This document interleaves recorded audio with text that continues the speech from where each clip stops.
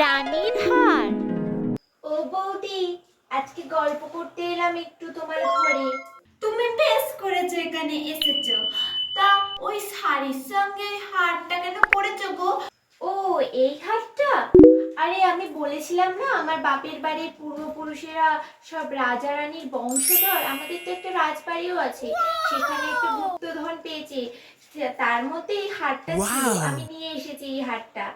আর এটা হয়তো কোনো রানীর হার হবে হয়তো। দেখো না কি সুন্দর হিরে বসানো, এগুলো আসল মুক্তের, আসল মুক্ত। কখনো দেখেছে এরকম হার?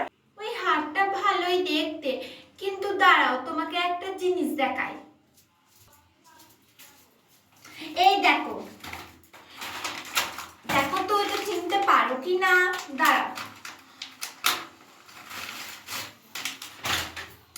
এই দেখো, পুরো তোমার মতো সেম টু সেম হার না?